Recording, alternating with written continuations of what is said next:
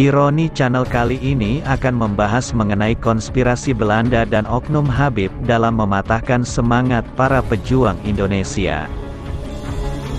Segala cara licik penjajah dalam memadamkan perjuangan kemerdekaan Indonesia, dari mulai pengkaburan sejarah Wali Songo dan fatwa-fatwa haramnya jihad perang kemerdekaan adalah sebuah fakta ironi yang harus ditelan bangsa ini.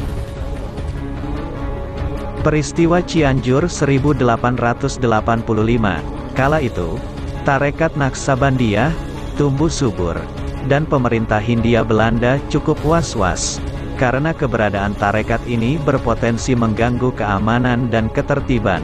Puncaknya Habib Usman mengeluarkan fatwa sesat aliran tarekat ini, karena menyimpang dari Islam yang murni.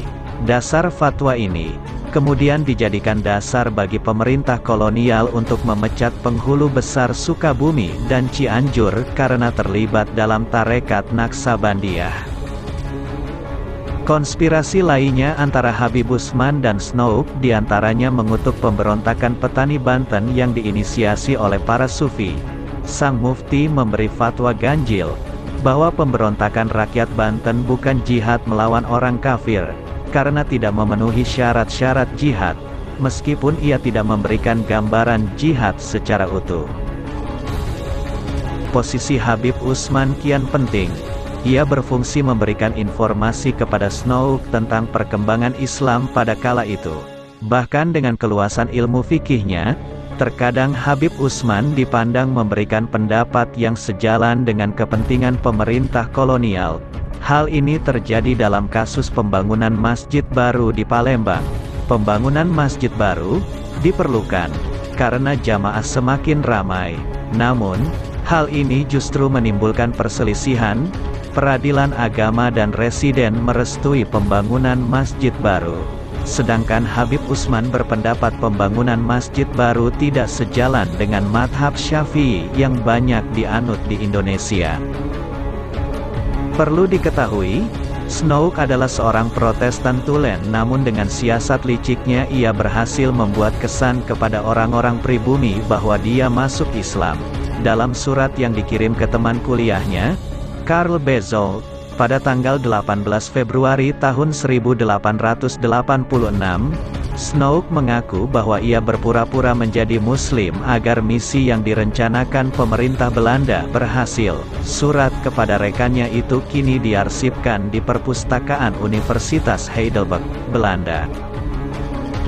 Berkat informasi-informasi dari para oknum Habib dan Antek Belanda, akhirnya Snouk berhasil meracik ide dan gagasan, yakni kalangan priai diciptakan buat mendukung proses birokrasi.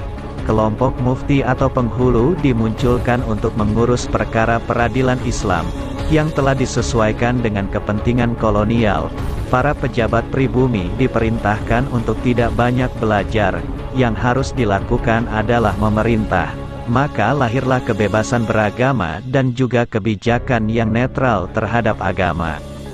Namun sayangnya, bentangan sejarah di Nusantara yang selama ini kita dengarkan sejak kecil, baik di bangku sekolah atau dari mulut ke mulut sedikit banyak adalah buah karya penyesatan Snouk, agar kita bermental budak dan minder. Snouk dengan sengaja mengaburkan perjalanan kehanggaan budaya Islam di negeri ini. Selama ini upaya para penjajah mengalami perlawanan sengit yang membutuhkan tenaga, waktu dan dana yang tidak sedikit. Hal ini membutuhkan taktik dan strategi lain yang lebih jitu demi meredam perlawanan kaum pribumi di Nusantara, terutama di Aceh.